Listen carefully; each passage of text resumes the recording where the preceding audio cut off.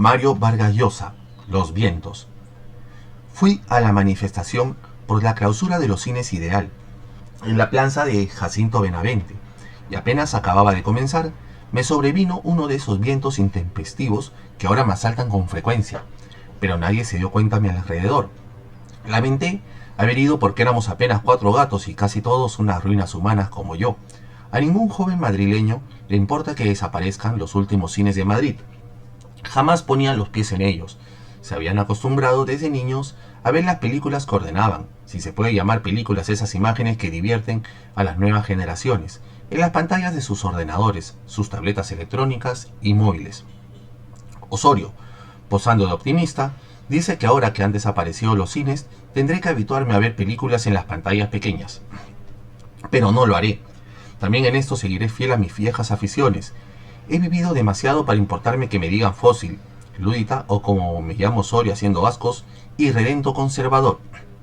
Lo soy y lo seguiré siendo mientras el cuerpo aguante. No creo, dicho sea de paso, que por mucho tiempo más. Vaya, otro viento, pero tampoco nadie lo ha notado, a juzgar por la indiferencia de las caras que me rodean. Osorio debe ser el último amigo que me queda. Nos llamamos todos los días a ver si seguimos vivos. Buenos días, ¿qué tal? ¿En pie todavía? Por lo visto sí, me parece al menos. Nos vemos más tarde para el cafecito. Okidoki. No sé cuándo nos conocimos. No, en todo caso desde la juventud. Esa legañosa ciénaga que es mi memoria me dice que hace solo unos 20 o 30 años. Yo sé que fui periodista de joven. Osorio dice que enseñó filosofía en los colegios, pero no estoy nada seguro de que haya sido profesor y menos de filosofía. Porque sabe muy poco de esos temas. Por ejemplo, nunca leyó a Pascual, que a mí me gusta mucho. Tal vez haya olvidado de qué cosa fue en la vida y tiene la memoria tan en ruinas como yo, que trate de engañarme y engañarse inventándose un pasado. Le asiste todo el derecho del mundo, por lo demás. Nuestro acuerdo es llamarnos todas las mañanas para saber si alguno de los dos se despidió de este mundo en el sueño y dar parte a la autoridad a fin de que nos incineren y desaparezcamos del todo. Se cerraron los últimos cines, pero han abierto una nueva librería. Me levantó el ánimo Osorio cuando terminó la triste manifestación de despedida a los Ideal. Ya hay 4, ahora en Madrid. No te quejarás. 4 librerías, más que en París y en Londres, te lo aseguro, créeme. Todo un lujo. Un cuento más, un producto del patológico optimismo de Osorio. Lo que él llama librería es uno de esos simulacros que nos rodean, una de esas luciérnagas que en la noche se prenden y se apagan casi al mismo tiempo. La supuesta librería, ayer o antes de ayer fuimos a verla, era la biblioteca de un vejete de Malasaña que ha puesto en venta sus existencias antes de partir al otro mundo, una colección variopinta de libracos mal conservados que el puñado de personas que estaba allí cuando Osorio y yo entramos a echar un vistazo, hojeaba y manoseaba antes de devolverlos a los polvorientos estantes. Solo compré un librito de Azorín que no conocía, una recopilación de artículos sobre literatura argentina, el Martín Fierro, principalmente, que me costó pocos centavos, y por supuesto en la librería del vejete tuvo un viento que no pude disimular. Nadie le dio importancia, salvo Osorio, por supuesto, que sonrió con una de sus sonrisas luciferinas y movió por un instante disgustado las aletas de su nariz. No encontré ninguna de esas novelitas viejas que me gustan ahora. Desde que se generalizó la costumbre de leer novelas encargadas al ordenador, renuncié a leer las que se producen. Sería ridículo decir escriben en nuestros días. Cuando se inventó el sistema, parecía una diversión más de las tantas que aparecen cada día y que duraría lo que las modas pasajeras. ¿Quién iba a tomar en serio una novela fabricada por un ordenador de acuerdo a las instrucciones del cliente? Quiero una historia que ocurre en el siglo XIX, con duelos, amores trágicos, bastante sexo, un enato, una perrita King Charles Cavalier y un cura pederasta, como quien encarga una hamburguesa o un perrito caliente, con mostaza y mucha salsa de tomate. Pero la moda aprendió, se quedó, y ahora la gente, la poca que lee, solo lee las novelas que encarga sus esqueletos de metal o de plástico. Ya no se puede decir que haya novelistas. Mejor dicho, todos nos hemos vuelto novelistas, aunque también esto es falso. El único novelista que queda vivo y batallando en este planeta es el ordenador.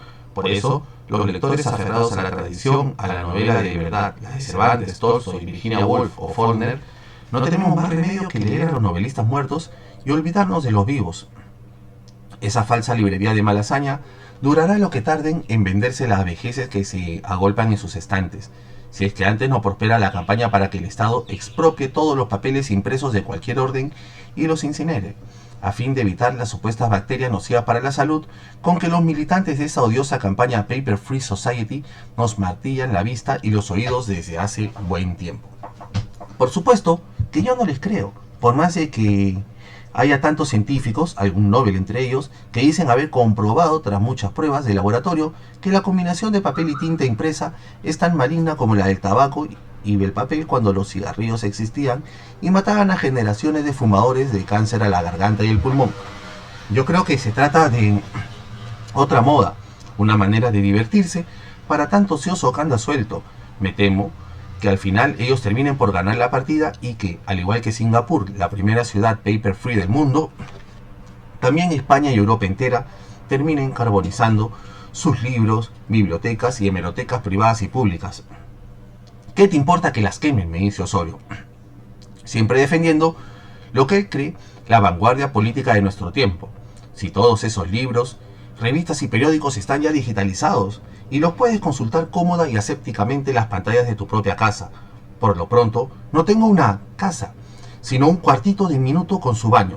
Y en segundo lugar, mi ordenador es casi tan pequeñito como un libro antiguo. Su argumento no vale para mí. Además, no creo que él crea lo que me dice. Lo hace por hacerme rabiar. Claro que si no fuera así, nos aburriríamos mucho.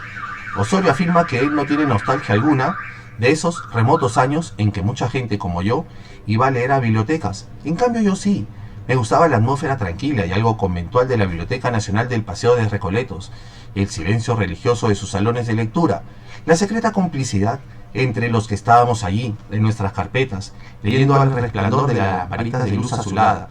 Cuando la Biblioteca Nacional de Madrid cerró sus puertas, también hubo una manifestación, pero, a diferencia de la de hoy, allí se acudió bastante gente. La tristeza por la desaparición de esa institución parecía compartida por todos los presentes, en los ojos de algunos de los cuales juro que vi lágrimas. En Madrid aquella despedida fue pacífica, no así en París, donde el día que cerraron la Biblioteca Nacional la protesta fue violenta, con incendio y hasta muertos y heridos, creo. Es verdad que todo lo que había en ese gran caserón de Recoletos está ahora digitalizado, al alcance de cualquier pantalla, pero para gentes como yo, de otra época, la vida sin librerías, sin bibliotecas y sin cinemas es una vida sin alma. Si eso es el progreso, que se lo guarden donde el sol no les alumbre. Eres un pterodáctilo, un dinosaurio, un antediluviano, me dice Osorio. No es imposible que tenga razón. Que yo sepa, Osorio nunca tuvo familia. Tendría padres, sí, pero no se acuerda de ellos, ni de si tuvo hermanos, y asegura definitivamente que nunca estuvo casado. Yo, en cambio, me acuerdo apenas de mis padres, con los que creo nunca me llevé bien, y no sé si tuve hermanos o no, o en todo caso se han borrado de mi mente, pero en cambio de Carmencita, mi mujer por muchos años, me acuerdo muy bien, solo que no hablo con Osorio nunca de ella. Todas las noches, parece mentira, desde que cometí la locura de abandonarla, pienso en ella y me asaltan los remordimientos. Creo que solo una cosa hice mal en la vida, abandonar a Carmencita por una mujer que no valía la pena. Ella nunca me perdonó, por supuesto, jamás pude amistarme con ella, y para colmo, Carmencita se casó con Roberto Sanabria, mi mejor amigo hasta entonces. Es el único episodio de mi remoto pasado que mi memoria no ha olvidado y que me atormenta todavía. Todas las noches, antes de dormir, pienso en Carmencita y le pido perdón. Ella no lo sabe, por supuesto, a no ser que haya otra vida después de esta y los muertos se entretengan espiándonos a los vivos. Nunca más volví a verla, y solo muchos años después de lo ocurrido, me enteré del accidente en el que había perdido la vida. Ya me olvidé el nombre de aquella mujer por la que abandoné a Carmencita. Volverá a mi memoria sin duda. Aunque, si no volviera, tampoco me importaría. Nunca la quise.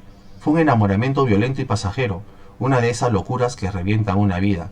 Por hacer lo que hice, mi vida se reventó y ya nunca más fui feliz. No es cierto que sea un pterodáctilo. No lo soy en muchos sentidos.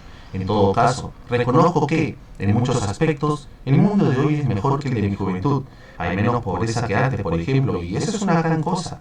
Las estadísticas dicen que las clases medias son el 80% de la humanidad. Un gran logro, sin duda, ojalá sea cierto. Pero que todavía quede una quinta o sexta parte de pobres y de miserables, quiere decir que aún estamos lejos de haber erradicado la pobreza de este planeta. Derrotar al cáncer y al SIDA parecía imposible y los científicos lo han conseguido. Yo sobreviví a un cáncer de sangre, sin ir más lejos. Tampoco imaginamos nunca que fuera tan común que las gentes llegaran a vivir 100 años. Y sin embargo, ahí estamos buen número de bípedos para demostrar que no era inalcanzable. Y sobre todo que hombres y mujeres pudiéramos durar tanto conservando la lucidez y disfrutando de la vida, incluido el sexo. No hablo por mí, claro, pero mucha gente que debe tener mi edad más o menos disfruta todavía haciendo el amor, aunque yo no forme parte de ella. En cuanto a la libertad, creo, hoy día, mañana puedo haber cambiado de opinión, que ha desaparecido enteramente de nuestras vidas. Este es un motivo de permanentes discusiones con Osorio. Él cree, lo dice al menos, que somos más libres que nunca y se escandaliza cuando yo sostengo que este es un mundo de esclavos contentos y sometidos. Eso sí, a veces, sobre todo cuando está de mal humor, me da la razón. Estaba pensando en todo aquello, Osorio, los cines desaparecidos, los jóvenes con sus ordenadores portátiles, cuando sentí algo extraño en la cabeza, algo que pasó luego a recorrerme todo el cuerpo, como un escalofrío. Era una sensación extraña. Me palpé de manera disimulada y tuve la impresión de que nada me había ocurrido ni en la cabeza ni en el cuerpo. ¿Qué había sido aquello entonces? Y por primera vez, y con creciente angustia, comprendí exactamente lo que me había pasado. No sabía cómo volver a mi casa. Había olvidado la dirección. Muchas veces había pensado apuntarla en un papelito que llevaría en todas mis salidas, pero nunca lo hice. Ahora me ocurrió algo peor. También había olvidado qué calles tomar para volver a mi casa, es decir, a mi cuartito con su baño. Miré con angustia a mi alrededor. La gente que había acudido a la manifestación de protesta por el cierre de los Ideal ya se había retirado. Osorio había partido entre los primeros, alegando que tenía que llevar unos papeles a no sé qué ministerio. Estaba, pues, solo en aquel rinconcito de la Plaza Benavente, aunque rodeado de gente, automóviles, buses y camiones. No tenía noción alguna de qué dirección tomar. Llevaba mucho rato soltando vientos, como siempre que me pongo nervioso, disimulando como si la turbación que pudiera y sentía pudiera ser advertida por la rara gente que me pasaba. Me acerqué a la esquina y observé atentamente el letrero que colgaba en lo alto de la pared, Plaza Jacinto Benavente. No me decía nada, por supuesto, aunque sabía que si rebuscaba en mi memoria, aquel nombre se me iría revelando poco a poco, encendiéndose como un foco de luz. Siempre disimulando, di una vuelta a la plaza, escrutando los nombres de las calles. Solo sentí un pequeño estremecimiento cuando leí Plaza del Ángel, que, estaba seguro, conocía y me decía algo, aunque no sabía qué. Finalmente, cuando hice el círculo completo, me senté en una banca, tratando de serenarme, porque estaba muy asustado. Nunca me había sucedido algo así, y en maldita hora el amigo Osorio me había dejado allí, solo y olvidado. ¿Cómo se llamaba mi amigo? Oh, Osorio, sí.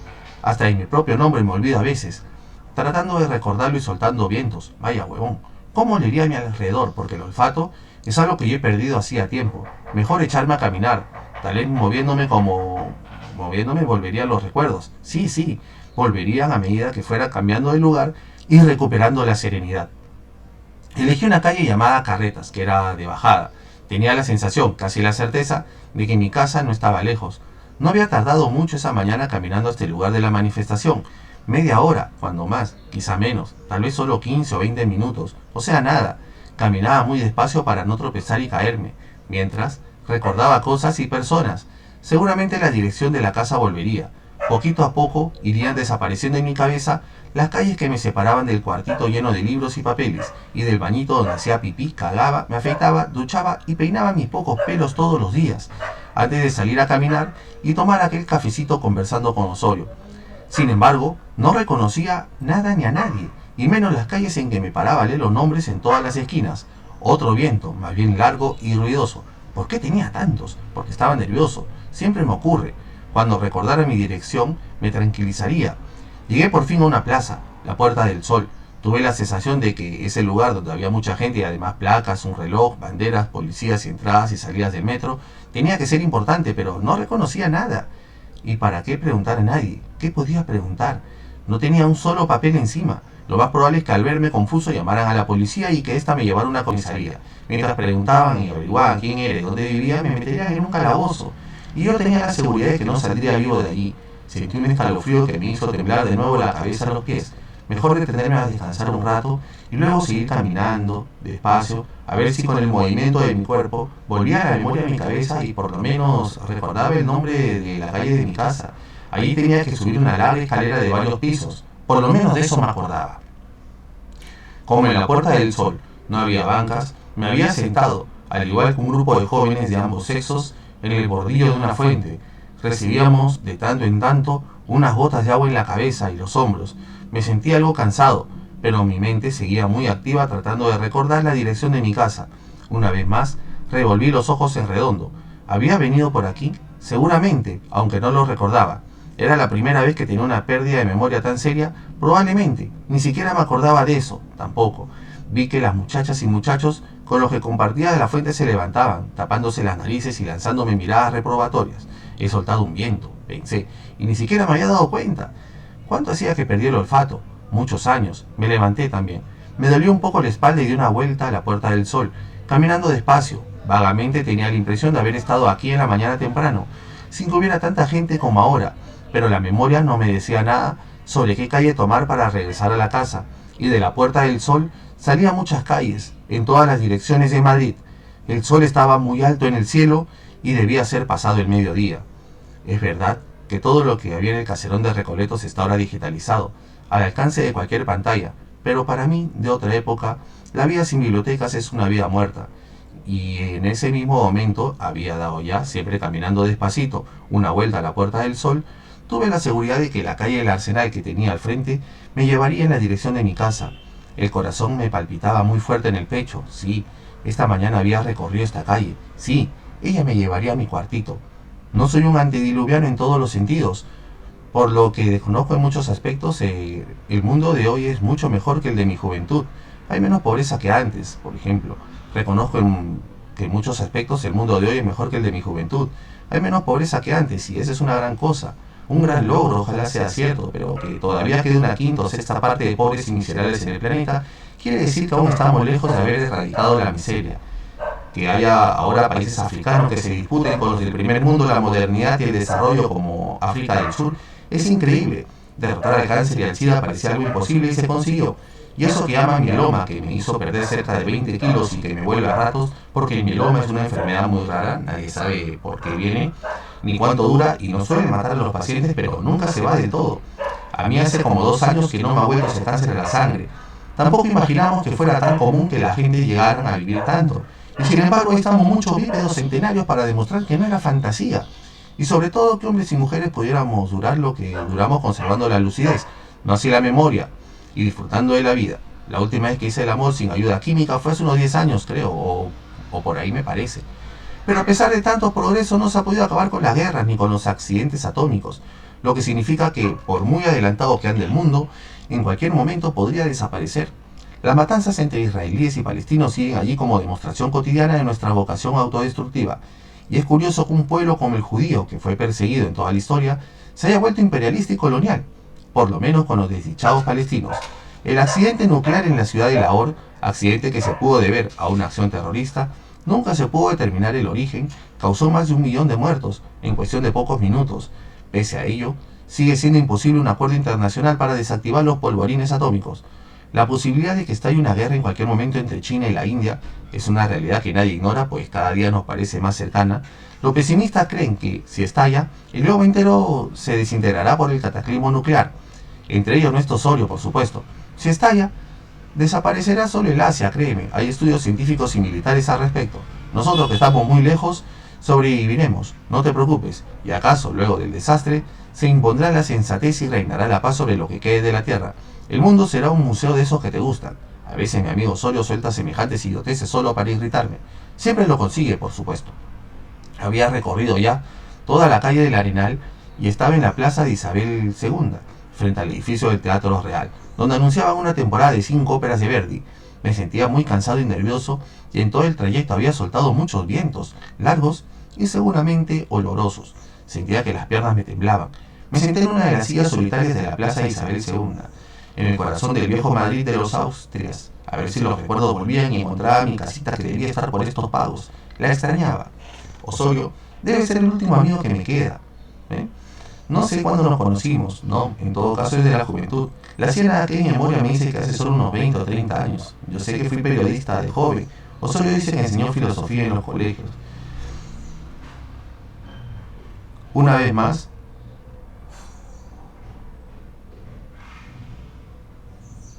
Osorio debe ser el último amigo que me queda. No sé cuándo nos conocimos, no, en todo caso es de la juventud. La ciénaga que es mi memoria me dice que solo hace unos 20 o 30 años. Yo sé que fui periodista de joven. Osorio dice que enseñó filosofía en los colegios, pero no estoy nada seguro de que haya sido profesor y menos de filosofía, porque sabe muy poco de esos temas. Nunca leyó a Pascal, por ejemplo, al que yo leí mucho en una época, y estuve a punto, gracias a él, de volver al catolicismo de mi juventud. Tal vez Osorio se haya olvidado de qué cosa fue en la vida, porque tiene la memoria tan disuelta como yo, o trata de engañarme y engañarse inventándose un pasado. Tiene todo el derecho del mundo a hacerlo, por supuesto. Nuestro acuerdo solo es llamarnos toda la mañana para saber si alguno de los dos se ha despedido de este mundo y dar parte a la policía para que desaparezcamos en el fuego. Esto ya lo pensé y dije, creo. Una vez más, revisé todos los bolsillos, como había hecho muchas veces en la mañana, creyendo que esta vez encontraría el teléfono móvil para llamar a Osorio y preguntarle la dirección de mi casa, pero lo había olvidado por salir con tanta prisa a esa desdichada manifestación de protesta por la clausura de los cines Ideal, maldita sea.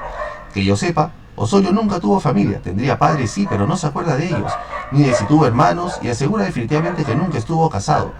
Yo, en cambio, me acuerdo algo de mis padres, con los que creo nunca me llevé bien, y no sé si tuve hermanos o no, porque no los recuerdo. Se borraron de mi mente.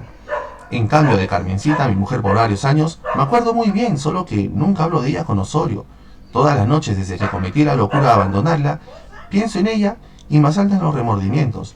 Creo que solo una cosa hice mal en la vida, abandonar a Carmencita.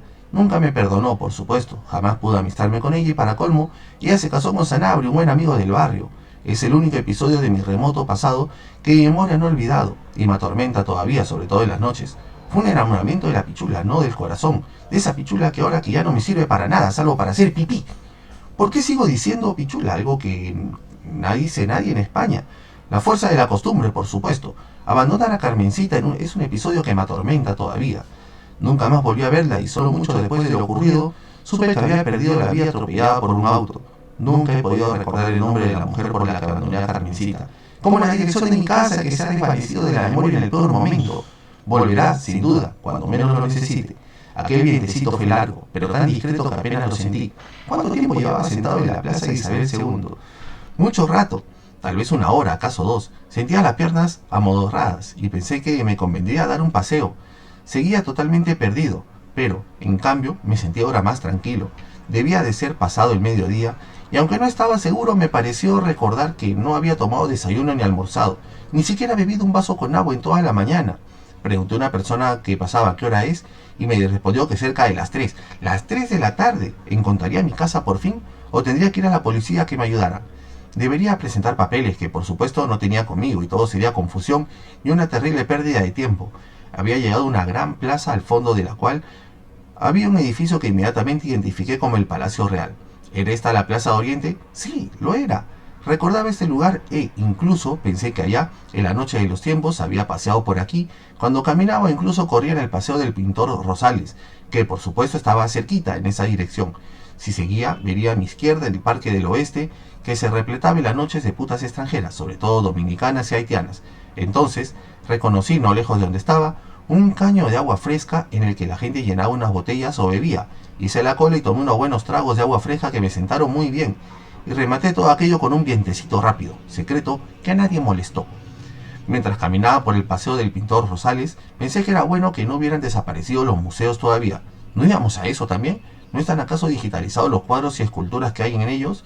Sin duda esa es la razón de que tan poca gente los visite. Incluso el Prado, que solía estar siempre lleno, sobre todo en los veranos. Mucha gente prefiere ahora ver los cuadros en las pantallas, igual que Osorio, como si fuera lo mismo ver a un Goya o un Velázquez o un Rembrandt originales que en la imagen de una computadora. Lo extraordinario es que haya críticos y profesores que sostienen semejante barbarie, que es preferible, no solo por comodidad del espectador, sino porque la imagen digital es más precisa y exacta que la original.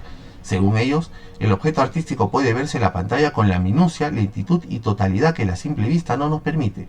Mucha gente se traga estos embustes y los museos se van quedando huérfanos.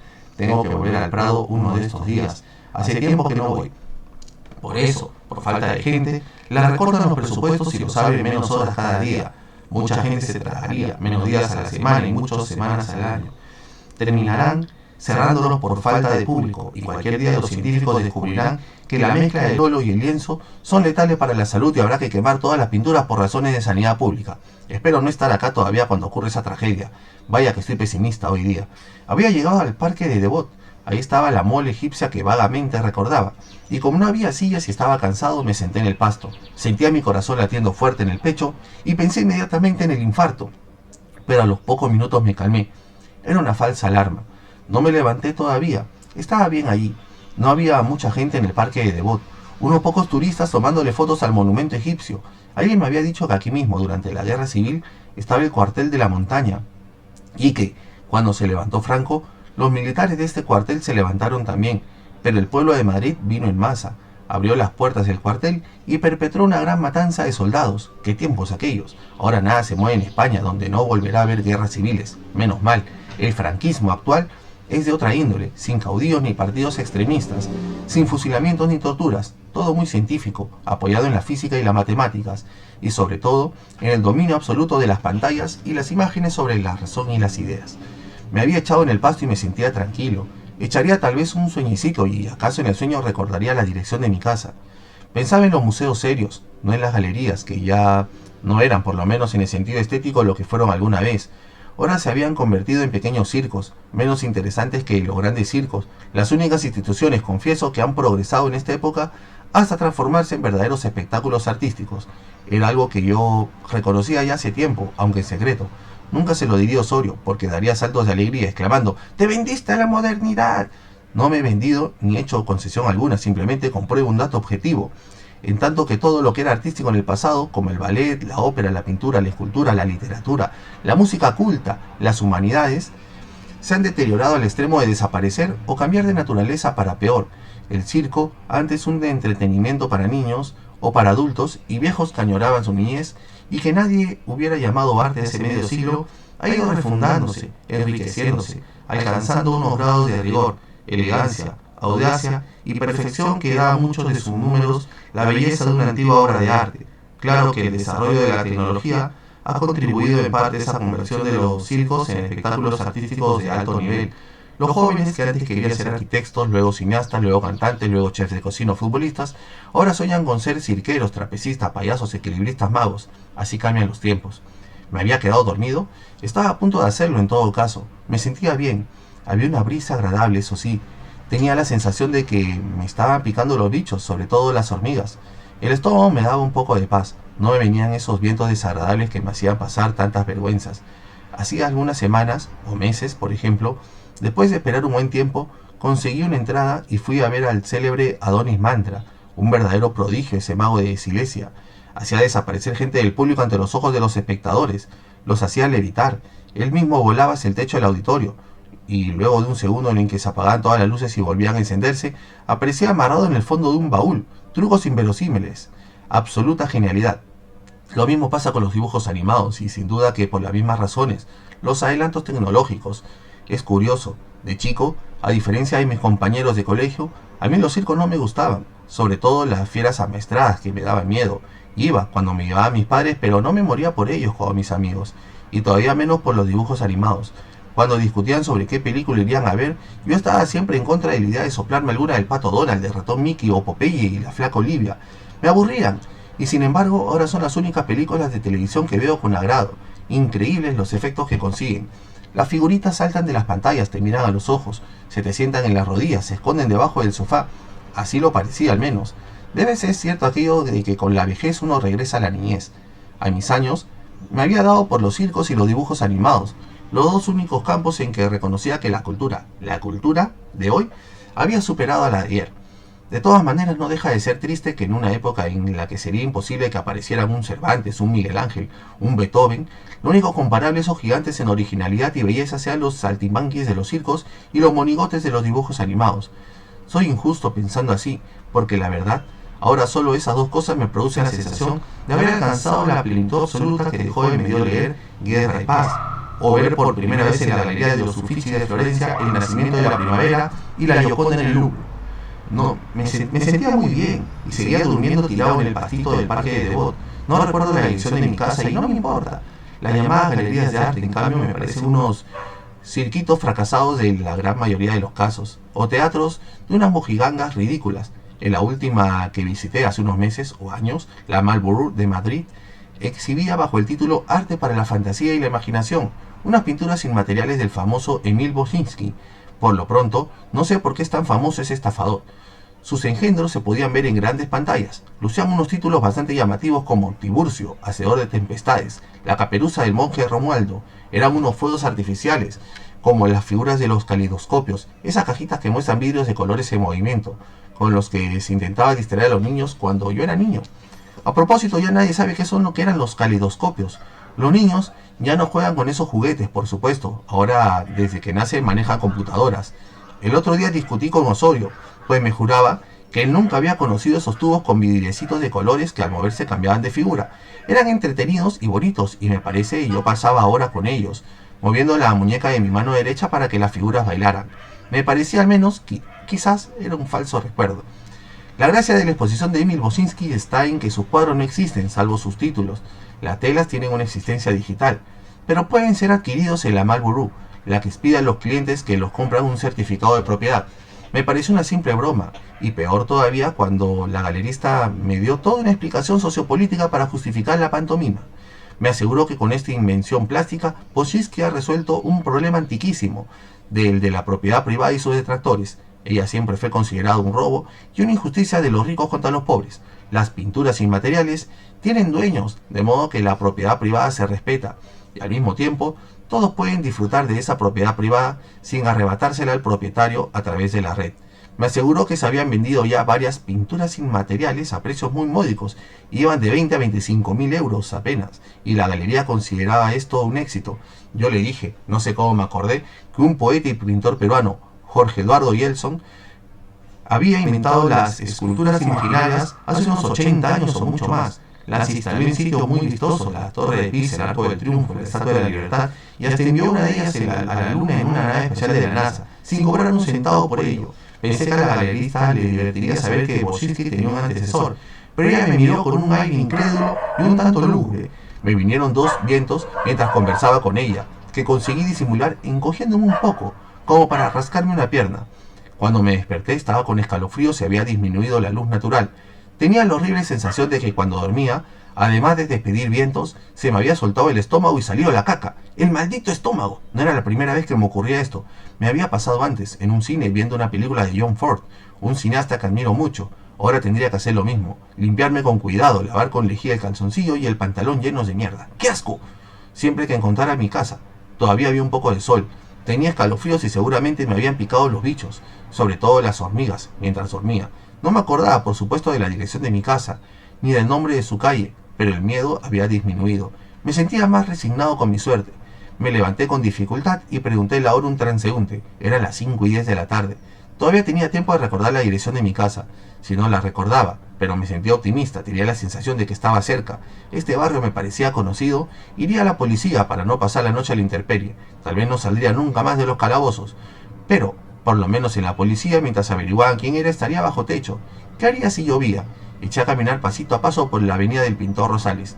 Osorio me arrastró hace unos meses, tal vez fueran semanas, a una galería nueva, rompedora, me dijo el lavapiés. La exposición se titulaba Esculturas para el olfato. Había una veintena de muñecotes que vomitaban, orinaban, defecaban o supuraban unos líquidos, llamémoslo por su nombre, mocos, por las orejas y por las narices, que, para apreciar a cabalidad el significado de la muestra, uno tenía que oler en unos recipientes donde dos muñecotes escurrían esas excrescencias. Desde que entré, sentí tanto asco que me dieron ganas a mí también de arrojar el alma en aquellos pudrideros. Y por supuesto, me vino una cadena de vientos, siempre que me ocurre cuando algo me altera los nervios, pero Osorio, cuando no, me aseguró que luego de un primer momento difícil, el olfato pertinaz perdía el asco y empezaba a entender el significado profundo de la muestra, y añadió su sentido metafísico. Creía el pobre ingenuo que me intimidaría. Nunca imaginé que la metafísica oliera a pedo, le contesté. Ya me basta con los míos. Al final del recorrido, el propio artista, un joven peludo con mirada de loco, que parecía no haberse bañado nunca y que decía llamarse Gregorio Sanza, gratificaba al heroico visitante con un texto traducido de Baudelaire sobre el valor artístico de los olores. Ya casi no voy al teatro ni a la ópera, pese a lo mucho que antes me gustaban. Precisamente por eso no voy, porque ahora se han vuelto también una astracanada, un pretexto para usar las pantallitas, como todo este mundo electrónico y digital en que hemos venido a parar gracias al progreso. Y pensar que se celebró como un gran invento. Yo lo recuerdo muy bien. Ocurrió hace unos 40 años, o 20, o 10, eso que llaman el espectáculo multimedia comentado. pareció un avance que se pudiera oír una ópera y a la vez, en la pantallita portátil, recibir información sobre la obra, el compositor, el libretista, el director de la orquesta, el contexto histórico de la pieza y, para colmo, que fuera posible también comentar con otras personas la representación a la que se asistía, con espectadores próximos o que estaban lejos de lo que ocurría en el escenario. ¡Bravo! ¡Bravísimo! Solo que como la atención es una sola y el cerebro también uno, una operación simultánea de esta índole hace que el espectador termine concentrándose en los pedacitos de pantalla portátil y distrayéndose completamente de la ópera que, en teoría, fue a oír y a ver. Todo el teatro se convierte en una muchedumbre de gente que, en vez de escuchar y paladear la música, étnico espectador, el cosas que ocurre tiene bajo los ojos y que lanzan guiños incesantes alrededor del pobre espectador, queda totalmente absorbida por las pantallitas, informándose sobre una obra que ni oyen ni ven, sino a cuchitos, y comentando, chismorreando más bien, con otros cacasenos como ellos, imantados por las pantallitas. Es imposible gozar de un concierto, de una ópera, y hasta de una comedia ligera, rodeado de gente que no hace más que teclear o acariciar las tabletas que tiene bajo los ojos y que lanzan guiños incesantes alrededor del pobre espectador que fue al teatro con la estúpida ilusión de escuchar y ver las cosas que ocurrían en el escenario. El único espectador serio que se admite hoy es el que produce su propio bípedo en su artefacto portátil, ese incinerador de todo lo que es genuino y auténtico, algo que ha desaparecido prácticamente en este mundo donde no solo reina y fulgura lo postizo y artificial. ¿No era ese el teatro real? ¿No estaba otra vez el del Palacio Oriente? Sí, por supuesto. Aquello era el Palacio Real, donde los reyes recibían las credenciales de los embajadores. ¿Cómo había llegado hasta aquí? Tenía la sensación de que caminaba en la otra dirección. En algún momento habría dado la vuelta y rehecho el camino que hice en la mañana. Sí, ese era el teatro real. Estaba muy cansado y me había deprimido de nuevo. Sentía algo raro en la cara. Me toqué los ojos y descubrí que estaban llenos de las muchas ganas de acostarse en su camita. Le horrorizaba la idea de pasar toda la noche. Tuve la valentía de contenerme para no llorar a gritos. ¿Nunca llegaría a mi casa? Estaba ya muy cansado, me temblaba el cuerpo y tenía muchas ganas de acostarme. Qué rico taparse bien y dormirse sabiendo que me despertaría varias horas después con la luz natural y que aquella sería mi casa, bueno, mi cuarto y mi bañito. Sí, qué rico. Me horroriza la idea de pasar toda la noche sentado en una banca, muerto de frío. Estoy seguro de que, si debo estar toda la noche a la intemperie, me moriré como un perro. Estaba muy cansado y busqué un banco donde sentarme a ver pasar el tiempo. Cuando me senté en una esquina de la Plaza Oriente, medio de cara y medio de espalda al Palacio Real, me sentí más tranquilo. Me toqué los ojos y había dejado de llorar. Miré al cielo y estaba limpio y radiante. Habían salido algunas estrellas. A veces pienso que, sin darme cuenta, lo que ocurre a mi alrededor me va contaminando a mí también y ya no sé realmente distinguir entre lo que es cultura y eso que hace sus veces en el mundo disparatado que ahora vivimos. Lo digo por mi discusión del otro día con Osorio luego de la cena donde los Arismendi, esos millonarios o más bien billonarios, la cena me impresionó mucho, es cierto, no por la comida, nada del otro mundo, sino por los hologramas. La verdad, qué notable, un espectáculo férico. Nos tuvo a la media docena de invitados, sorprendidos y maravillados del principio al fin de la noche.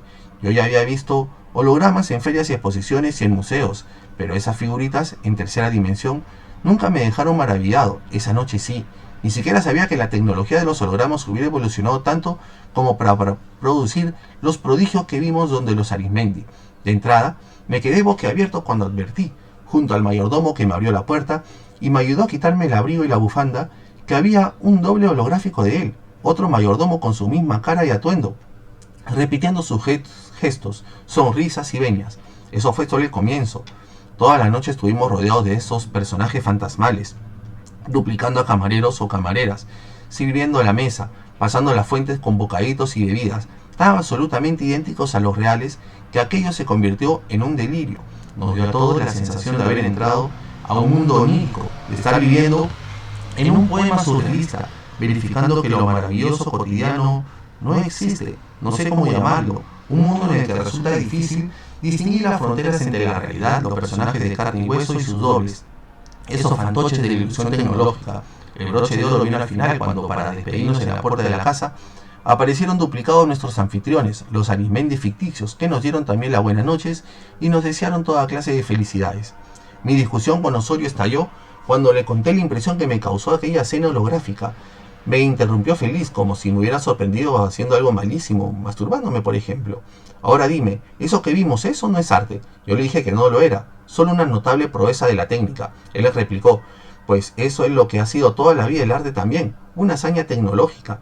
En eso consiste el arte de nuestros días.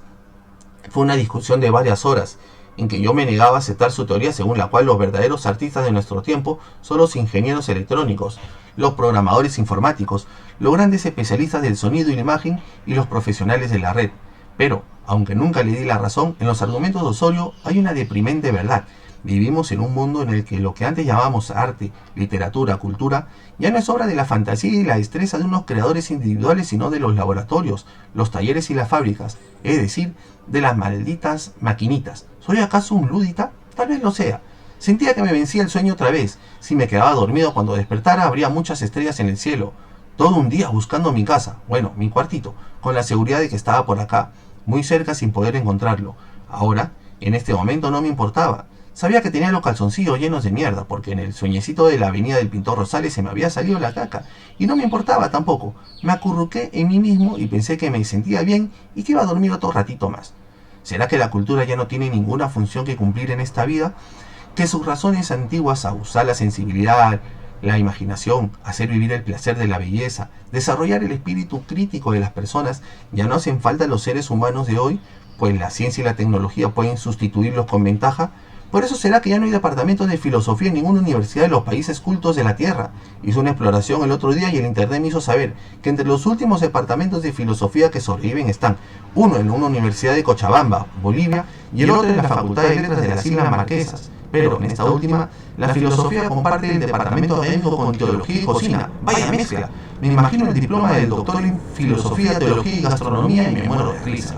Pero sí, las ideas en sí, desasidas de finalidades prácticas inmediatas, hubieran desaparecido, toda forma de disidencia y contestación se habrían evaporado también, como consecuencia de aquello en nuestras sociedades.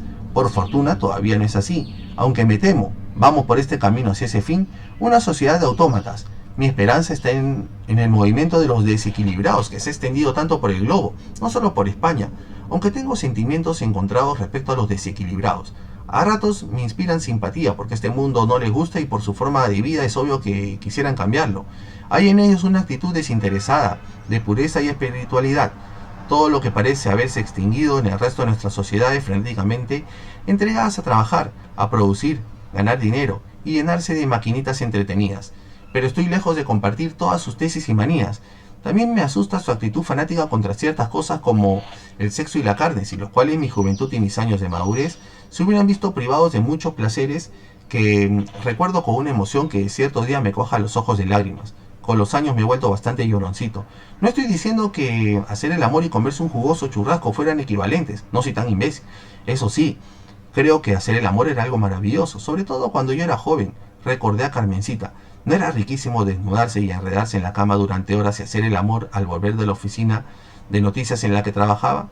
Ver por primera vez el cuerpo desnudo de una muchacha, hacer el amor con la delicadeza con el que entonces escribí un poema, gozar juntos ebrios de deseo y de felicidad, sentir que se abolía el tiempo y uno alcanzaba esa inmortalidad del instante que da el éxtasis carnal. ¡Qué maravilla! Ahora tengo la seguridad de que el sexo ya no representa tanto como cuando uno, en aquellos lejanos años, iba poco a poco venciendo los tabúes y veladuras que rodeaban el amor físico y llevaba por fin el acto sexual como quien llega al paraíso. Por lo demás, en esas épocas zamparse un buen filete, un chuletón o unos riñoncitos al vino era algo deleitable, algo que el común de los mortales hacía con perfecta buena conciencia, sin los problemas morales y políticos que eso plantea hoy, cuando todo el mundo hace chistes, sigue las instrucciones de los dietistas y platos de comida parecen remedios, medicinas. Uy, qué asco es comer y beber en este tiempo. Lo dice alguien que casi nunca come en exceso y rara vez bebe esos líquidos farmacéuticos que ahora llaman vino. Dormí y soñaba tranquilo, en perfecta paz conmigo mismo. Se me había quitado el miedo y el frío. Me sentía bien en el sueño. Dicen que el movimiento de los desequilibrados nació en el Japón hace ya medio siglo. En todo caso, su expansión por el mundo ha sido lenta. Ha ocurrido como un fenómeno natural. Al igual que se van abriendo caminos los ríos, no por obra de la propaganda y la evangelización, pues dado su individualismo desenfrenado, lo último que sus adeptos harían sería convertirse en propagandistas y apóstoles de su filosofía de vivir. No constituyen una nueva religión, ni mucho menos. ¿Qué son entonces? Algo así como una fraternidad pacífica e iconoclasta, que allende o dentro de las propias fronteras, hermana sobre todo a la gente joven. La llamo fraternidad porque hablar de ideología sería un anacronismo.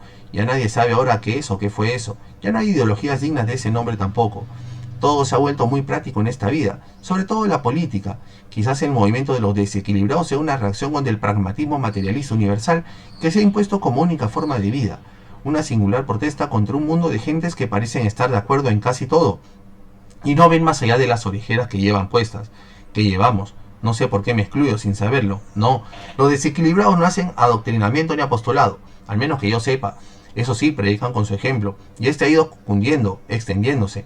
Ahora están por todas partes, aunque las pantallas que pululan por las calles que difunden noticiarios no suelen hablar de ellos. Pero lo cierto es que su manera de ser y de vivir ha tocado alguna fibra íntima de muchos jóvenes de la última generación.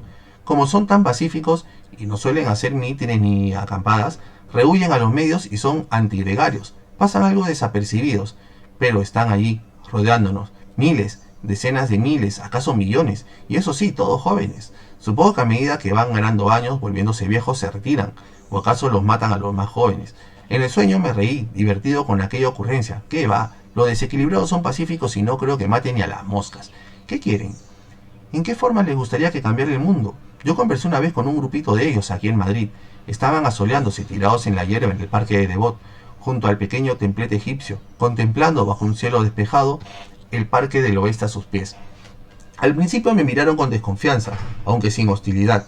Cuando les expliqué que solo quería saber un poco más de lo que hacían, creían y deseaban para la sociedad, se quedaron desconcertados. Por fin, luego de cambiar miradas entre ellos, asintieron. Uno me preguntó si yo era de la policía, y todos se rieron viendo mi aspecto de pordiosero.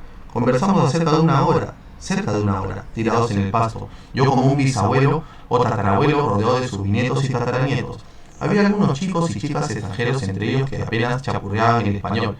Este fue el idioma en el que hablábamos, con algunas frasecitas de cuando en cuando en inglés, italiano o francés. Me quedé un poco confuso con tantas contradicciones y vaguedades, la verdad.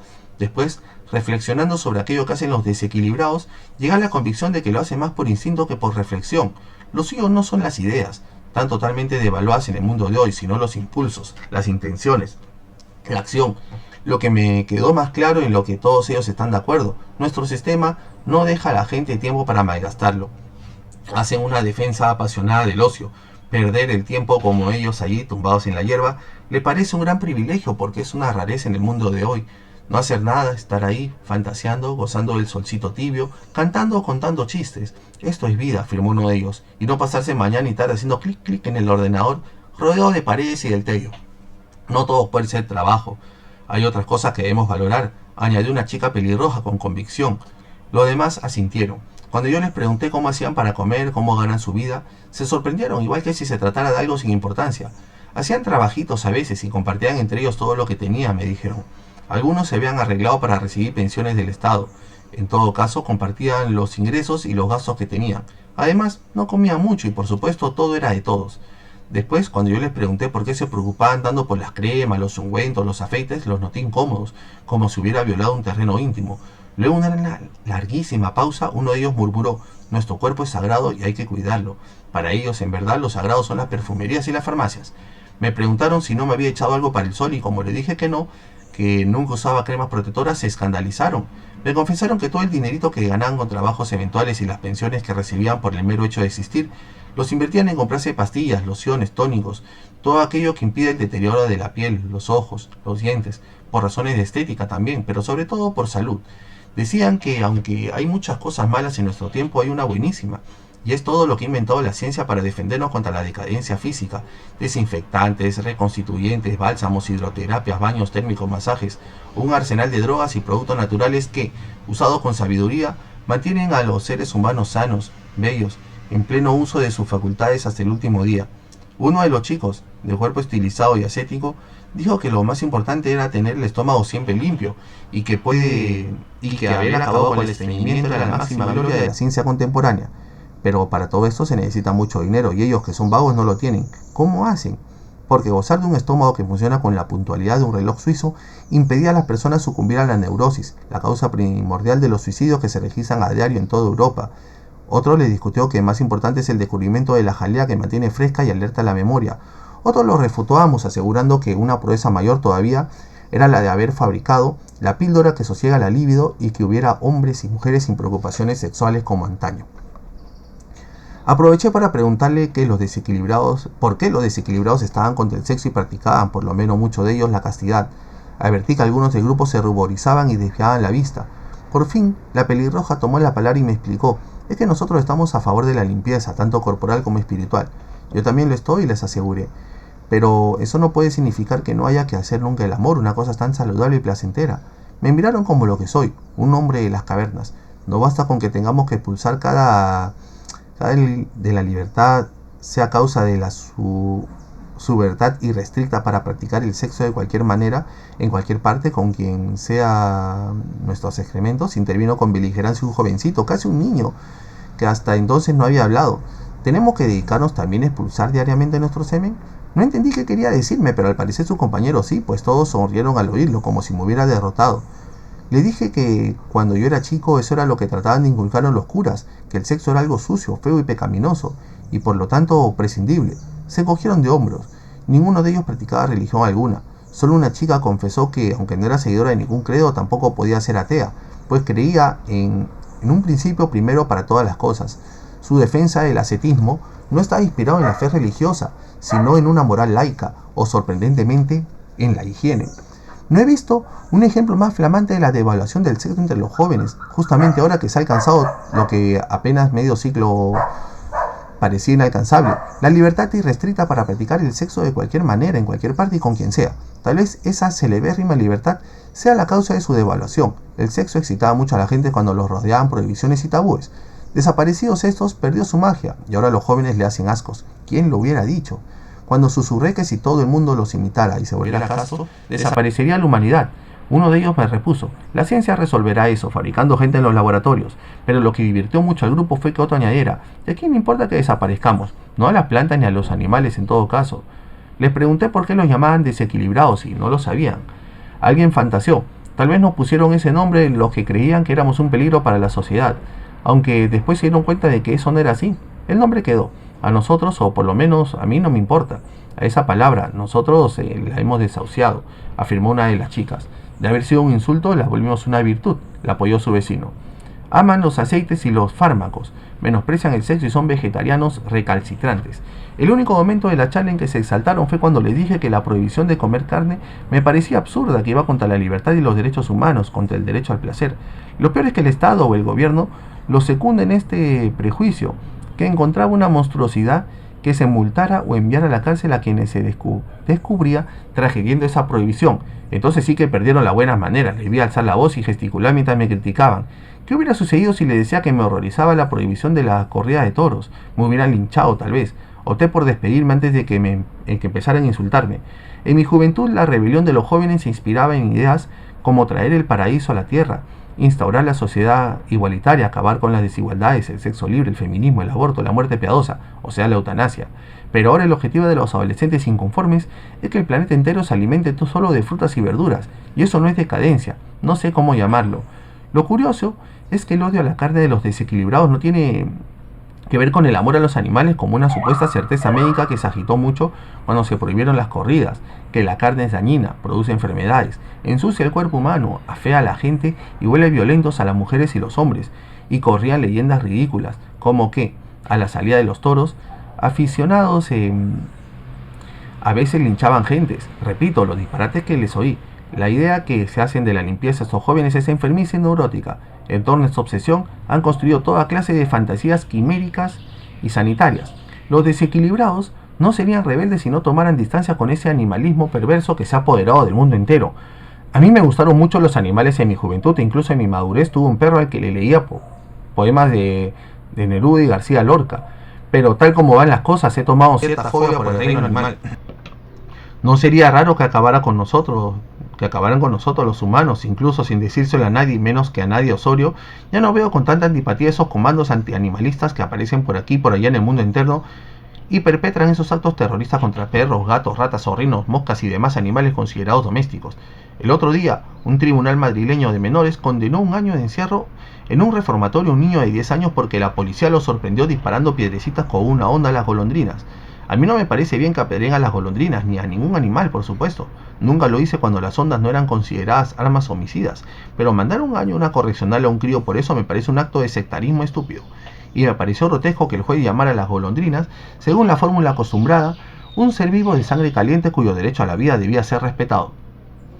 Lo que mitigó mucho mi simpatía por los animales fue que los veterinarios dijeran que las ratas de nuestros días ya no acarrean enfermedades y que la ciencia ha conseguido erradicar en ellas todos los gérmenes y microbios que antes eran portadoras y que por lo tanto pasarían a la categoría de animales domésticos, como pedían tantas asociaciones animalistas. Tuve pesadillas y todavía las tengo, pues siempre detesté esos horribles roedores. Se me ponen los pelos de punta cuando pienso que viven ahora en tantas casas alimentadas y animadas por sus dueños, que les dan de comer a la boca y sin duda las meten a su cama para que no tengan frío en las noches de invierno. Menos mal que a los gatos no han podido erradicarles el instinto homicida contra los roedores, a los que siguen despanzurrando cada vez que se me ponen a su alcance. ¡Vivan los gatos! Por las ratas he dejado de pasear en el retiro las mañanas de buen tiempo, algo que antes me encantaba. Ellas se han apoderado de ese hermoso parque, están por todas partes, trepándose a los árboles, bañándose en el estanque, se suben a los pies de los paseantes y mueven sus colas pardas para que les echen comida. Y hay que espantarlas con delicadeza para que no te llamen la atención los vigilantes o te pongan una multa por ser desconsiderado con esos prójimos de sangre caliente. ¿Qué sangre no es caliente? Por eso, cuando la invasión de los zorros a Madrid, creo que yo fui uno de los pocos vecinos que no se asustó, y más bien me alegré de ver que manadas de esos felinos se aquerenciaban en todos los parques, alamedas y paseos madrileños.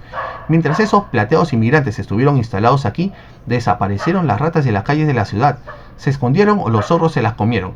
Osorio fue uno de los vecinos más asustados y uno de los que fue a manifestarse a la Puerta del Sol contra las campañas de todas esas ONGs, proclamando bienvenidos hermanos zorros a Madrid, Madrid, patria de los zorros, etc., que llevaban a cabo para que los invasores se quedaran a vivir en la ciudad y esta fuera condicionada para darles albergue permanente. A mí no me molestó nada la presencia de los zorros en la vía y corte. Lo único incómodo, lo reconozco, el olor a apis del zorro. Es penetrante e impregnó el aire madrileño esos días. Se mezclaba con mis propios olores y era un asco. La orina del zorro apesta y esa semana se vio a mucha gente en la calle con arcadas o vomitando, descompuesta por el mal olor que todo lo impregnaba. Los zorros al cabo de un tiempo se fueron, tan misteriosamente como habían venido. Y es las malditas ratas poco a poco volvieron a la ciudad. Osorio dice que esta hora añora a esos animales, otro de los hitos de la cultura de hoy en el mundo, que va a romper todos los límites de lo concebible. El otro día me juró que ya hay en distintas ciudades colectivos y fundaciones que piden que se autoricen los matrimonios mixtos de seres humanos y animales. Tal vez me toma el pelo porque no me dio pruebas tangibles de que esas instituciones existan, pero si no existen todavía, ya aparecerán. Será divertido asistir al primer matrimonio de una mujer y una perra o entre una mujer y un mono. Y lo será más si no solo se celebra en el ayuntamiento, sino también en una iglesia, los compases de la marcha nupcial. Cuando le conté mi experiencia con los desequilibrados, Osorio me bromeó que cualquier día un comando de fanáticos del vegetarianismo iría a prender fuego en el restaurante clandestino donde, una vez al mes, él y yo vamos a zamparnos un buen rabo de toro o un filete poco hecho. Creo que gracias a la prohibición ahora los carnívoros disfrutamos mucho más con los atracones de carne. En eso, la naturaleza humana no ha cambiado nada. El riesgo, el tabú, los interditos que rodean a cualquier cosa la hacen infinitamente más deseable y atractiva. Un amigo mío, fumador secreto, me decía eso mismo hace algún tiempo, que él y sus amigos disfrutan ahora muchísimo más en los fumaderos clandestinos sabiendo que podrían ir a la cárcel por los pitillos que se fuman que antes cuando podían fumárselos en cualquier parte sin riesgo alguno. Osorio defiende a los desequilibrados y creo que lo hace por convicción, no por practicar su deporte favorito que es llevarme la contra. Según él, los viejos ideales de justicia social, de sociedades igualitarias y perfectas, simplemente ya no exaltan a las nuevas generaciones, pues lo que había en ellos de realizable ya forma parte de la vida moderna, y lo que no, lo que albergaban esos ideales de quimérico imposible, no los ilusiona, más bien los repele, porque educados en el realismo, el sesgo principal de nuestra cultura actual, son pragmáticos y no quieren perder su tiempo y su energía en cosas que nunca lograrán, con las consecuencias que tuvo en el pasado la búsqueda de la sociedad perfecta, guerras civiles, revoluciones sangrientas y peores injusticias de las que se quería remediar. Según Osorio, hay una gran sensatez y hasta sabiduría en los jóvenes de hoy al reemplazar el anhelo de un mundo perfecto por algo más humano, un mundo donde los jóvenes vacíen puntualmente el estómago y no padezcan del suplicio del acné. Les celebré la broma, pero unos instantes después me embargó una gran tristeza al darme cuenta de que no bromeaba. Cuando le dije que me parecía una curiosa paradoja que los jóvenes hayan empezado a despreciar el sexo, es decir, a materializar lo que los curas querían inculcarnos cuando éramos jóvenes, aunque muchos curas lo practicaban escondidas al derecho y al revés, sobre todo al revés. Precisamente cuando las religiones comienzan a encogerse como pieles de zapa, Osorio me rectificó. Se encogen las iglesias, no la religión. Tuve que darle la razón. Había llegado un punto en que tanto Osorio como yo solíamos estar de acuerdo. ¿Éramos libres o meros autómatas? George Orwell no había vivido ese problema, pues se escribió en las épocas del estalinismo más rabioso y lo combatió sin vacilar en libros espléndidos como La granja de los animales y 1984, como el hombre de izquierda que siempre fue, defensor de una izquierda democrática, si es que eso existió alguna vez. Era un socialista que no lo era, que debajo de su socialismo democrático defendía el capitalismo democrático, pues sabía muy bien que sin empresas libres y privadas no hay libertad que sobreviva, y que si el Estado controla la producción de bienes y el empleo, a la larga o a la corta se instala el comunismo de siempre y con él el totalitarismo y la pobreza. Por eso es que desaparecieron la Unión Soviética y China popular se convirtió en una dictadura capitalista de amiguetes, pues en China existe una empresa privada de empresarios millonarios que se tragan todas las mentiras del régimen, pero ese régimen es una caricatura del capitalismo y la falta de libertad lo asfixiará a la corta o a la larga. ¿En qué régimen vivimos ahora? Imposible saberlo, pero lo seguro es que vivimos en la mentira sistemática. La economía funciona gracias a la empresa privada y a la economía de mercado, a la competencia, por supuesto, pero ¿somos libres? Ni yo ni solo lo creemos, aunque se lo crea a ratos. Yo tengo esa sensación desde que desaparecieron los periódicos. Es verdad que en casi todas las esquinas hay pantallas en las que se dan noticias todo el día y que aparentemente representan a empresas que defienden diversas ideologías y sistemas. ¿Es eso verdad? Él y yo tenemos la impresión de que no. Por debajo de las supuestas diferencias, las pantallas defienden una sola verdad, una mentira rigurosamente guardada, que todas están de acuerdo en su base más secreta en defender un sistema en el que gobierno y empresas, como ocurría en China en aquel tiempo lejano, están básicamente de acuerdo en mentir juntas, simulando unas discrepancias que en verdad son superficiales, porque hay un acuerdo sustancial de base en mantener ese sistema que engaña a todo el mundo, pues parece funcionar bastante bien, ya que hay trabajo, pensiones, medicinas y educación para todos, y una libertad que es una mera cortina de humo inventada por esta tecnología de punta que mantiene entretenido a todo el mundo. Hombres y mujeres se han vuelto incultos y manipulados casi totalmente por la desaparición de la cultura, o mejor dicho, su conversión en mera diversión. En otras palabras, somos unos esclavos más o menos felices y contentos con su suerte. Orwell no imaginó que esta podría ser la evolución de ese socialismo libre, que él imaginaba y que era simplemente imposible. Pues ahora hemos perdido la libertad sin darnos cuenta, y lo peor, estamos contentos y nos creemos hasta libres, vaya cojudos. ¿No resulta extraño que en esas condiciones el sexo haya perdido interés cuando su gran enemigo, el que más hizo por erradicarlo en nuestras vidas, por lo menos en teoría, la Iglesia Católica, pierda fieles, catecúmenos, sacerdotes y hasta haberse quedado convertida en algunos países en una especie de sociedad filatélica? Muchas veces hemos discutido con Osorio por qué las grandes iglesias y esos fanáticos terroristas que querían acabar con ellas a punta de bombas y asesinatos se van eclipsando en nuestro tiempo, pues lo mismo que con el catolicismo pasa con el judaísmo, el protestantismo, la iglesia ortodoxa y hasta con las iglesias orientales como el islamismo, en sus dos ramas, y el budismo. Pierden fieles, vigencia, se van marchitando, tanto que muchos piensan que acabarán por extinguirse, luego de haber tenido tanta influencia en la historia, de haberla marcado a fuego. Ahora, sin que nadie la ataque y pese a que todos los gobiernos la subvencionan y nadie la utiliza, las iglesias van desapareciendo poco a poco, pues aquella lejana observación de Nietzsche se ha hecho realidad. Dios ha muerto y a nadie le importa, pues hombres y mujeres han aprendido por fin a vivir sin Dios. Era también un producto de la cultura y como ésta se ha transformado en diversión, ni nos hemos dado cuenta de que los viejos dioses los han reemplazado los futbolines, las imágenes de la pantalla, los circos, los dibujos animados y sobre todo la publicidad y sus múltiples manifestaciones que comienzan a no parecerlo.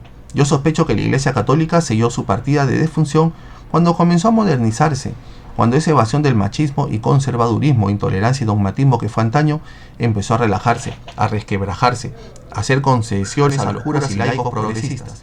Estos se salieron con la suya, pero en vez del ayonamiento que reclamaban, le dieron a la Iglesia el puntillazo, o sea, el tiro le salió por la culata. Parecía imposible y sin embargo ocurrió. La Iglesia comenzó a ordenar mujeres y a nombrarlas obispos, autorizó que los curas se casaran como los pastores protestantes, y el Papa en persona celebró un matrimonio gay en la misma Basílica de San Pedro. Mi pobre madre, que en paz descanse, cuando escuchó esta noticia y vio la escena en la tablilla digital, lanzó un grito desgarrador y perdió la conciencia. Se derramó de la silla de ruedas al suelo, pobre viejita. Eran adelantos indispensables para adaptarse a la época, dice Osorio. Si no lo hacían, la iglesia hubiera comenzado a marchitarse como una rosa expuesta al sol durante mucho tiempo. ¿No es lo que ha ocurrido acaso? Yo también discrepo con él en eso, por supuesto. A la gente le gustaba la iglesia porque no se parecía a la vida, a la sociedad tal cual es, porque representaba lo contrario de la existencia en el siglo. Dentro de la iglesia, uno se sentía ya en el otro mundo, un territorio muy distanciado de la rutina cotidiana. Era una ilusión bonita, hecha de ritos, de cantos, de incienso, de frases en latín que, como no las entendían, los fieles les parecían sabias, celestiales, alusiones a la vida perfectas, heroicas y marcadas por la pureza, la inocencia y la paz interior. Ahora la iglesia ha dejado de ser ese refugio. Es una prolongación de la vida de todos los días, donde casi todo está permitido, donde ya no hay tabúes ni dogmas inflexibles. La iglesia ha perdido misterio y dejado de ser interesante, pues se parece a esos partidos políticos en los que nadie cree, a las fraternidades universitarias o a los clubes de fútbol. Cuando el Vaticano estableció que el limbo no existe, las cosas se orientaron para ella por el mal camino. La abolición del infierno tranquilizó a muchos creyentes pecadores, desde luego, pero decepcionó a otros, mientras a quienes soñaban con que sus enemigos, quienes los habían maltratado y explotado, se quemaran eternamente en las llamas de Belcebú. Sin llamas y sin Belcebú, el más allá perdió mucho atractivo para gran cantidad de fieles. Ahora se dice que el Vaticano también va a declarar que el cielo solo existía como algo simbólico y metafórico, pero que en verdad tampoco existe en un sentido tangible y material. Pobres mártires cristianos, se hicieron de coyuntural en el potro, destrozar por las fieras, quemar vivos defendiendo los principios y verdades de la fe cristiana, y resulta que ni el infierno, ni el limbo, ni el cielo existen. ¿De qué y a quién podría servir la iglesia en estas condiciones? Ahora, conviene aclarar un punto en el que insiste mucho Osorio, y creo que con razón. La decadencia de las grandes iglesias no ha acabado con la religiosidad, solo que ésta se ha vulgarizado y encanallado de una manera bochornosa. Ahora que ya nadie cree en los curas, la gente se ha puesto a creer en los brujos, hechiceros, chamanes, adivinos, palmistas, santones, hipnotizadores. Toda esa canalla de embustero estafadores que por unos cuantos pesos hacen creer a sus incautos clientes que existe otro mundo y que ellos lo conocen, que el futuro está escrito y es descifrable leyendo la borra de café, las hojas de coca consultando los naipes o una bola de cristal, lo que las religiones serias hacían con elegancia, belleza, complejidad intelectual, y ahora es monopolio y ganapán de pícaros, hechiceros de 3 al cuarto y analfabetos. O sea, en los momentos de más alta modernidad científica y tecnológica, volvemos al paganismo, a la hechicería primitiva. A eso nos ha conducido la cultura de nuestro tiempo, y el huevón de Osorio llama a eso progreso. Y de repente me desperté. Sí, me había despertado. Era noche cerrada y el cielo se había convertido en un mar de estrellas. Estaba sentado en el asiento de piedra de la Plaza Oriente, y a mi derecha, al frente en el Teatro Real, a la espalda del palacio y frente a mí, la callecita de los restaurantes y de la puerta falsa del teatro, por donde entraban los empleados, y cuando había ensayos, los actores, las actrices y los músicos. Sabía perfectamente que, bajando por esa callecita, encontraría en la esquina de a la derecha la Plaza de Isabel II, y que de ahí arrancaba la callecita de mi casa. Se llamaba Calle de la Flora, por supuesto. El número 1 era el de mi cuartito y su baño en la azotea. No estaba exaltado ni triste. Ahora recordaba que esa corta callecita era la de mi casa y que se llamaba, por supuesto, claro que sí, y lo repito de nuevo, la Calle de la Flora. Es muy corta. Mi casa estaba en la próxima esquina, en el encuentro con la calle Hileras, exactamente donde comienza la placita de San Martín, que luego se abre y se ensancha en la Plaza de las Descalzas. Allí se halla uno de los conventos más antiguos de Madrid, lleno de cuadros que solo se abre al público los domingos y donde hay siempre una larga cola de gente para entrar. Había recuperado la memoria. Recordaba que poniéndome de pie y recorriendo ese par de calles, podría entrar a mi casa luego de perder todo un día buscándola. Nada de eso me exaltó ni alegró. Yo sabía que iba a ser así. Había pasado mucho miedo, sin duda, pensando que me moriría en la calle como un perro vagabundo. Pero ahora estaba tranquilo. Seguía sentado. ¿Qué hora sería? No había mucha gente a mi alrededor. Probablemente en la plaza de Isabel II encontraría algunos borrachitos. No me ponía en pie todavía. Pensé, ¿ha sido un día perdido? No, no lo había sido. Había sentido la muerte más cerca que nunca, sin duda. Mientras caminaba alrededor de esta plaza, intuía que mi casa estaba por aquí. Ahora había recobrado la memoria. Luego de dormir y recuperarme, llamaría a Osorio y le contaría esta aventura. Había sentido la muerte más cerca, pero no había sido una pérdida de tiempo. Ahora sabía que nunca más dejaría mi casa, bueno, mi cuartito, sin llevar un papel con mi nombre y dirección, y con las instrucciones de que si caía muerto dieran parte a Osorio, cuyo teléfono y dirección pondría en esa misma tarjeta. Respiraba sin dificultad. No tenía frío, ni hambre, ni sed. No me sentía feliz, ni tampoco triste. Había sido una aventura, una nueva aventura, también una enseñanza. Podía perder la memoria y pasarme un día entero buscando mi casa, sin encontrarla. Tomaría precauciones. Andaría siempre con aquel documento encima, recordando mi nombre y dirección, y el teléfono de Osorio. Era algo que había ganado. Me puse de pie con alguna dificultad. Sentí algo de frío, nada grave. Sabía que podía caminar, pero eso sí, despacio, alargando las piernas, a la derecha, a la izquierda, sintiendo algunos calambres, de derecha a la izquierda, pero con la confianza que me daba haber recuperado la memoria y saber perfectamente dónde estaba mi casa. Llegaría hasta allí, subiría los 5 pisos despacio, sin agitarme, lavaría los pantalones con jabón y lejía y luego me acostaría tranquilo, con la conciencia de haber sobrevivido a una experiencia nueva que me había acercado un poquito más a la muerte. Me lo decía a mí mismo, sin tristeza ni cólera, con esa tranquilidad nueva.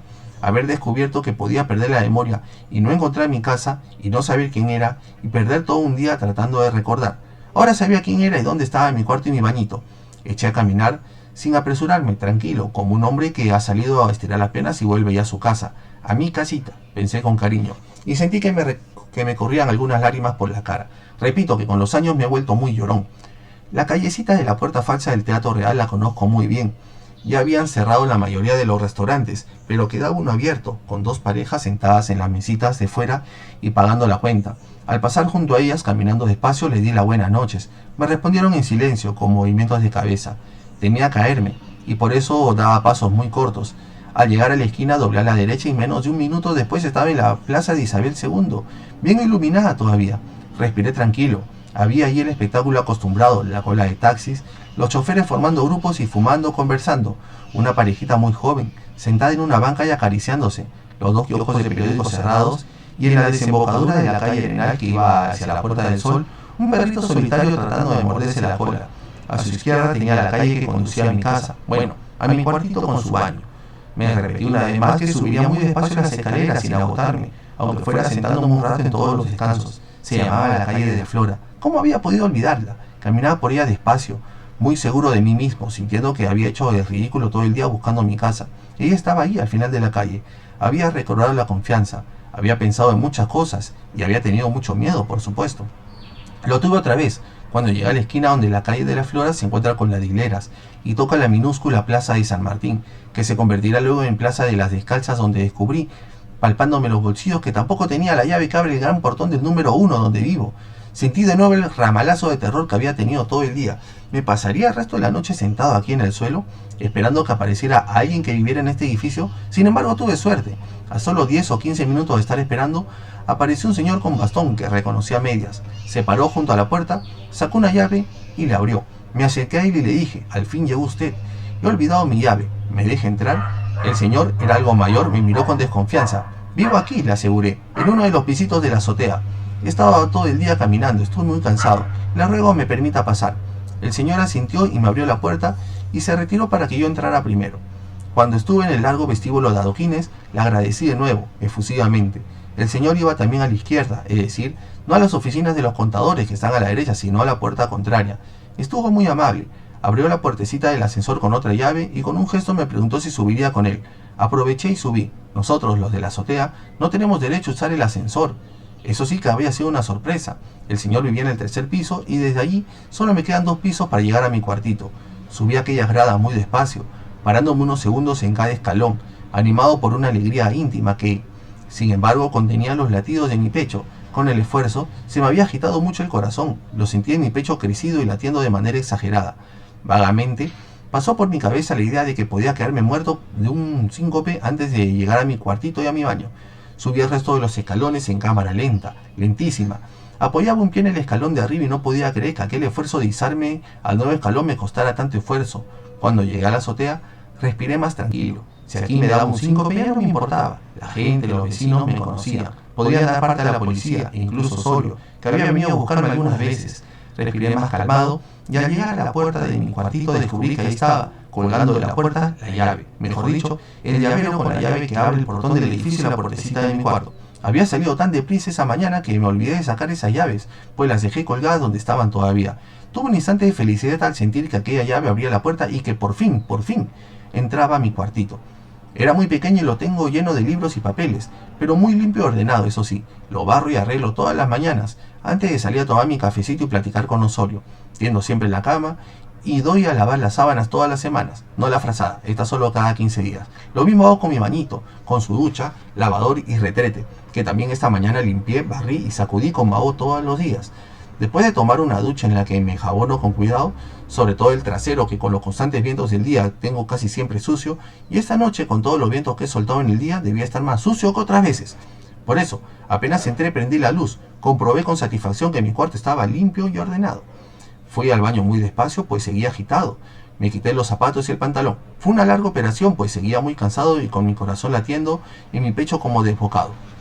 Cuando descubrí que mi calzoncillo estaba lleno de caca me embargó una gran tristeza. Había sentido los vientos, por supuesto, pero no que se me salía la mierda. Había desbordado el calzoncillo y manchado las piernas. Estaba convertido en el hombre caca del culo para abajo. Sentí mucho asco de mí mismo. Pero en vez de quedarme idiotizado, compadeciéndome de esa pequeña catástrofe, me saqué el calzoncillo, eché toda la caca que contenía en el retrete y jalé la cadena. Funcionaba muy bien y una vez que la caca desapareció y el retrete estuvo otra vez limpiecito, solté la ducha y calculé que saliera el agua tibia y me bañé, limpiándome las piernas y el trasero con cuidado, hasta comprobar una y 10 veces que tanto mi trasero como mis piernas estaban impecables. Luego lavé en la ducha el calzoncillo con jabón y lejía hasta que quedó limpio también y lo colgué con un par de ganchitos en la barrita de la ducha para que se secara. Luego me sequé yo, cuidadosamente, sintiendo que me dormía, bostezando sin cesar. Fui a mi cuarto y no me puse el pijama que tengo doblado bajo la almohada de mi cama. Estaba muy cansado pero contento de haberme duchado y limpiado mis piernas de toda esa mierda pestilente que la había ensuciado durante horas y horas sin que yo me diera cuenta. Me sequé la cabeza con insistencia, pasando la toalla por mis pelos, una y otra vez, recordando una vez que mi abuelito en la noche perdida del tiempo solía decirme que era bueno dormir con la cabeza mojada porque me podía volver loco. Y el viejecito se llevaba un dedo a la sien y se reía, imitando a Napoleón, que al parecer perdió el juicio en Santa Elena. Es uno de los escasos recuerdos de mi niñez, de esa infancia que se me ha borrado, salvo recordar que fui feliz mientras no supe la horrible manera en que las señoras se quedan embarazadas y paren a los niños. Mientras creía que a estos se los encargaba París y que los traían las cigüeñas, fui feliz. Creo que cuando supe la verdad ya nunca más fui feliz. Por fin me metí a mi cama, me abrigué bien, me encogí y apagué la luz. Casi al instante comenzó eso que llaman una taquicardia acelerada, pero lo que me asustó no fue el corazón, sino el sudor. No hacía calor, más bien fresco o frío. Eran los finales del otoño, la época más bonita de Madrid, y estaba empapado con la transpiración. Me limpié la cara con las manos y luego con el pañuelo y finalmente con la misma sábana. Pero era inútil porque el sudor brotaba casi inmediato y me volvía a mojar la frente, el cuello, y ahora sentía que bajaba y me había tomado también el pecho, la espalda y hasta las piernas. ¿Qué tenía? Pensé inmediatamente en llamar a Osorio, pero me desanimó la idea de que era muy tarde y mi amigo solía acostarse muy temprano. ¿Qué iba a decirle? ¿Que estaba con taquicardia y sudando? Se reiría de mí. Me olvidé de la dirección de mi casa y he estado todo el santo día buscándola hasta hace un momento. He lavado mi calzoncillo que estaba lleno de mierda, me duché, me he acostado y ahora estoy con la taquicardia y bañado en sudor. Osorio se reiría de él y respondería con alguna broma, y me despierta por esa tontería. En vez de llamarlo me acurruqué. Traté de olvidarme del sudor, me encogí mucho hasta tocar con mis rodillas mi mentón y esperé a que llegara el sueño, pero en vez de eso los latidos de mi corazón aumentaron. Para poder respirar debía tener la boca abierta en todo momento. En la oscuridad del cuartito pensé asustado, ¿me voy a morir? Lo había pensado muchas veces, sobre todo en los últimos tiempos, cada vez que tenía un malestar, pero ello siempre había pasado, sobre todo cuando me dormía. Ahora mi corazón seguía latiendo como un bombo en el pecho y seguía con la boca abierta para poder respirar, pues sentía que me faltaba el aire. Además, había comenzado a dolerme el pecho, el hombro y el brazo izquierdo. Llamaría a Osorio, lo despertaría. Pensé que oiría su risita burlona. ¿Te estás muriendo, hermano? Y me contuve. Ahora, no solo me dolía el pecho, sino también el hombro y el brazo izquierdo, y seguía sudando de la cabeza a los pies y me dolía mucho el pecho, el hombro, el cuello y hasta la espalda. Era un dolor múltiple que interesaba los músculos, los huesos, la vena, los tendones, y mi corazón seguía latiendo con mucha fuerza en el pecho. Sentía que me iba hundiendo en algo que no era el sueño, sino un desmayo. Me iría a desmayar. Ahora sentía que temblaba todo mi cuerpo, de la cabeza a las plantas de los pies, y tenía un mareo en el que me iba hundiendo como en un remolino. Bueno, tal vez era lo mejor. Que la muerte me sorprendiera en el sueño era una buena manera de morir. Osorio me llamaría en la mañana, según el acuerdo que teníamos, y al no obtener respuesta sabría que había muerto en el sueño y daría parte de inmediato para que viniera la ambulancia. Los enfermeros constatarían que ya estaba muerto y llevarían mi cuerpo al columbiario de Madrid. De inmediato, o más bien, después de algún inevitable papeleo, lo incinerarían. Ya los gusanos habrían hecho presa de mi cadáver, pero el fuego los destruiría. Me dolía muchísimo el pecho, sí. El tren era un simple amago, era el final. No estaba asustado, solo adolorido. Sentía que me iba hundiendo en algo viscoso y confuso. Evidentemente, no era el sueño de los albores, la bienvenida de la muerte. No me consoló imaginar que dentro de pocos minutos, segundos, sabría si existía Dios, si teníamos un alma que sobreviviera a la desaparición de esa energía corporal que tenía en mi corazón latiendo y a la sangre corriendo por mis venas, o si en el futuro solo habría silencio y olvido, una lenta descomposición del organismo, hasta que las lenguas del fuego extinguieran esa carne sucia y mojada que ya comenzaba a pudrirse cuando la quemaron. Madrid, 15 de diciembre de 2020.